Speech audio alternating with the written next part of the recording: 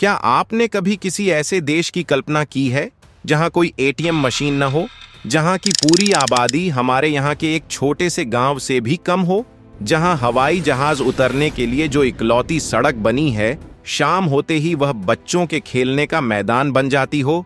और इन सबसे भी बड़ी और हैरानी की बात, क्या आपने कभी किसी ऐसे देश के बारे में सुना है जो आने वाले कुछ ही सालों में दुनिया के नक्शे से हमेशा के लिए गायब हो सकता है? जी हाँ, बिल्कुल सही सुना आपने। एक पूरा का पूरा देश पानी में डूबने वाला है। आज हम बात कर रहे हैं तुवालू की, एक ऐसा देश जो प्रशांत महासागर के बिल्कुल बीचों बीच बसा है, जहां दुनिया में सबसे कम लोग घूमने जाते हैं और जिसके पास अपनी पहचान बचाने के लिए अब बहुत कम समय बचा है। आइए आज इस छोटे से लेकिन बेहद दिलचस्प देश के हर एक रहस्य और अनोखी बातों को समझते हैं। इसी तरह की और रहस्यमयी जानकारी प्राप्त करने के लिए हमारे चैनल ट्रू हिस्ट्री को आज ही सब्सक्राइब करें और बेल आइकॉन को प्रेस करें। नंबर 1, दुनिया के नक्शे पर एक भूली हुई जगह। अगर आप दुनिया का नक्शा खोल कर बैठेंगे तो शायद आपको तुवालू को ढूंढने में घंटों लग जाएं। यह देश प्रशांत महासागर के नीले पानी के बीच सिर्फ कुछ छोटे छोटे द्वीपों का एक समूह है। यह ऑस्ट्रेलिया और हवाई के बीच कहीं बसा हुआ है।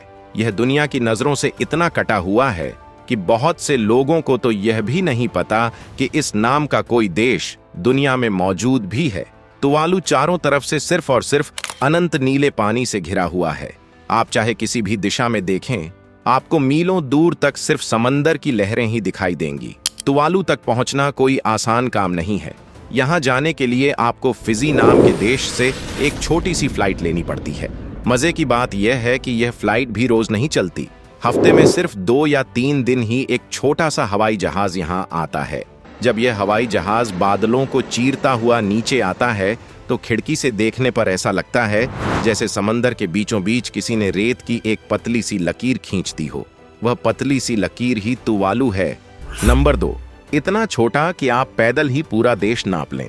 जब हम किसी देश के बारे में सोचते हैं तो हमारे दिमाग में बड़े बड़े शहर, ऊंची ऊंची इमारतें, चौड़ी सड़कें और लाखों करोड़ों लोगों की भीड़ आती है। लेकिन तुवालू की कहानी बिल्कुल अलग है। यह देश इतना छोटा है कि आप चाहें तो कुछ ही घंटों में पैदल चलकर पूरे देश का चक्कर लगा सकते हैं। पूरे तुवालू का क्षेत्रफल सिर्फ 26 वर्ग किलोमीटर है। तुवालू कुल मिलाकर 9 छोटे छोटे द्वीपों से मिलकर बना है। इनमें से सबसे मुख्य जगह का नाम फुनाफुटी है, जहां इस देश की राजधानी है। यह जगह इतनी पतली है कि कई हिस्सों में इसकी चौड़ाई मुश्किल से 200 से 400 मीटर ही है। मतलब अगर आप इस देश के बिल्कुल बीच में खड़े हो जाएं, तो आपको अपने बाईं तरफ भी समंदर दिखाई देगा और दाईं तरफ भी समंदर दिखाई देगा। पूरे देश की कुल आबादी केवल 11 से 12 हजार के बीच है। इतने लोग तो हमारे देश के किसी एक मोहल्ले या एक बड़ी सोसाइटी में ही रह लेते हैं। यहाँ हर कोई एक दूसरे को नाम से जानता है, बिल्कुल एक बड़े परिवार की तरह। नंबर 3, यहाँ कोई क्यों नहीं जाता? पूरी दुनिया में फ्रांस, इटली, मालदीव या स्विट्जरलैंड जैसे देशों में हर साल करोड़ों लोग छुट्टियां मनाने जाते हैं। लेकिन अगर हम बात करें कि दुनिया में सबसे कम लोग कहां जाते हैं, तो उसमें तुवालू का नाम सबसे ऊपर आता है। संयुक्त राष्ट्र की एक रिपोर्ट के अनुसार तुवालू में साल भर में सिर्फ 2000 से 3000 टूरिस्ट ही आते हैं। अब सवाल यह उठता है कि इतनी खूबसूरत जगह होने के बावजूद यहाँ कोई क्यों नहीं जाता?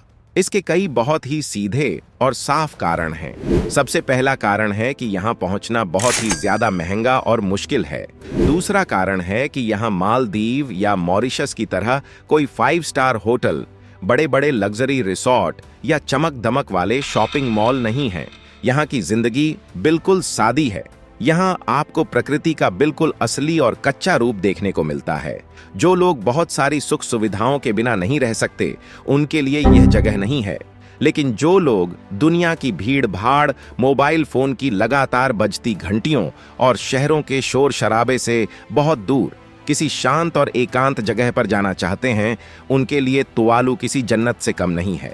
नंबर 4, जहां कोई एटीएम नहीं, वहां जिंदगी कैसे चलती है? तुवालू की जिंदगी आज भी किसी पुराने और सुकून भरे दौर जैसी लगती है। आपको जानकर बहुत हैरानी होगी कि इस पूरे देश में एक भी एटीएम मशीन नहीं है। यहाँ लोग क्रेडिट कार्ड या ऑनलाइन पेमेंट का इस्तेमाल न के बराबर करते हैं। पूरे देश में सिर्फ एक ही बैंक है। अगर कोई बाहरी इंसान यहाँ घूमने आता है तो उसे अपने साथ बहुत सारा कैश लेकर आना पड़ता है। यहाँ ऑस्ट्रेलियाई डॉलर चलता है। अगर आपके पास कैश खत्म हो गया तो आप यहाँ कुछ भी नहीं खरीद सकते। लेकिन यहाँ के लोगों को इस बात से कोई परेशानी नहीं है। उनकी जरूरतें बहुत कम हैं। वे समंदर से ताजी मछलियां पकड़ते हैं, नारियल का पानी पीते हैं और बहुत ही सादा भोजन करते हैं। इस देश की सबसे प्यारी बात यहाँ का हवाई अड्डा है। तुवालू में कोई रेलवे स्टेशन या बड़ा बस स्टैंड नहीं है। यहाँ जो इकलौता हवाई अड्डा है उसकी कोई बाउंड्री वॉल या चार दीवारी नहीं है। जब हफ्ते में 2-3 बार फ्लाइट आने का समय होता है तो एक सायरन बजता है। सायरन सुनकर लोग रनवे से दूर हट जाते हैं और जैसे ही जहाज वापस उड़ जाता है वह पूरा का पूरा रनवे फिर से आम लोगों के लिए खुल जाता है। शाम के समय बच्चे उसी रनवे पर फुटबॉल खेलते हैं। लोग वहां टहलने आते हैं और कुछ लोग तो वहां लेटकर ठंडी हवा का मजा भी लेते हैं। दुनिया के किसी और देश में ऐसा नजारा देखने को नहीं मिलता। नंबर 5, इंटरनेट ने कैसे बदली इस देश की किस्मत। तुवालू के पास कमाई का कोई बहुत बड़ा साधन नहीं था। यहाँ न तो कोई सोना चांदी निकलता है, न कोई बड़ी फैक्ट्री है और न ही खेती के लिए बहुत जमीन है। लेकिन फिर भी इस देश ने एक ऐसा खजाना खोज लिया जिसने यहाँ के लोगों की जिंदगी बदल दी। और यह खजाना जमीन के नीचे नहीं बल्कि इंटरनेट की दुनिया में मिला। दरअसल दुनिया के हर देश का इंटरनेट पर एक छोटा सा कोड होता है। जैसे भारत की वेबसाइट्स के पीछे .in लगा होता है, अमेरिका की वेबसाइट्स के पीछे .us लगा होता है। वैसे ही तुवालू को इंटरनेट की दुनिया में जो कोड मिला वह था .tv। शुरू में तो किसी को नहीं लगा कि यह कोई बड़ी बात है, लेकिन जब दुनिया भर में टेलीविजन और वीडियो का काम बढ़ने लगा तो बड़ी बड़ी कंपनियों की नजर इस .tv पर पड़ी। उन्हें लगा कि अगर उनकी वेबसाइट के पीछे .tv लिखा होगा तो लोग तुरंत समझ जाएंगे कि यह कोई वीडियो या टेलीविजन वाली वेबसाइट है।